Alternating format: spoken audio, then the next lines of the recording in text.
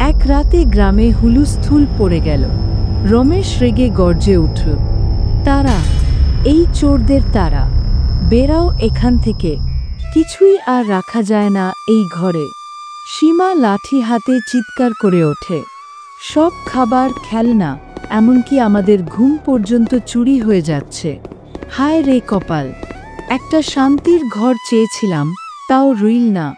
ছোট্ট রাজু চোখ মুছতে মুছতে বলে, আমার সব খেলনা চলে গেল মা, আমার ঘোড়াটা, মার্বেল, সব। কিন্তু আশেপাশে কেউ নেই, শুধু একটা চাপা গলা বাতাসে ভেসে আসে। তোমাদের ঘরে তো আশ্রয় চেয়েছিলাম, ভালোবাসা চেয়েছিলাম শুধু। পাড়া তিনজন স্তব্ধ হয়ে যায়। আশেপাশে আবার ফিরে আসে সেই গা ছমছমে নীরবতা, পাতার ফাঁকে ফিস ফিস অভিমানী কান্নার মতো। কিছুদিন পর গ্রামের এক কোণে হঠাৎ এক দৈত্যাকার লাউ গাছ জন্ম নেয়। তিনজন মিলে লাউটা দেখতে যায়। রমেশ অবাক হয়ে বলে, ফাটল হচ্ছে, এটা তো আমাদের থাকার জায়গা হতে পারে। সীমা তীব্র প্রতিবাদ করে, তুমি কি পাগল, একটা লাউয়ের ভিতরে থাকবা আমরা? রমেশ হেসে বলে, এই লাউটা ভিতর থেকে একদম নরম, আরামদায়ক। রাজু, চল ভেতরে ঢুকে দেখি।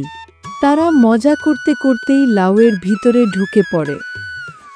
লাউয়ের ভিতরে তারা দেখে ভিতরে এক আশ্চর্য জগৎ।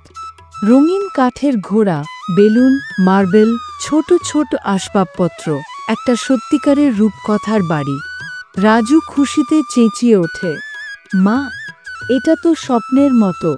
কিন্তু তারা জানত না, এই লাউটি ছিল এক অদৃশ্য আত্মার পুরনো বাসা। অশান্তির শুরু।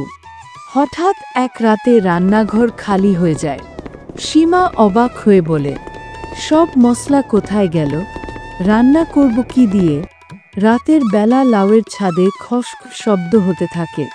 রমেশ ফিসফিস করে, কেউ আমাদের উপর দিয়ে হেঁটে যাচ্ছে। ভোরের দিকে তারা দেখতে পায় লাউটা ধীরে ধীরে পাথরের মতো শক্ত হয়ে যাচ্ছে।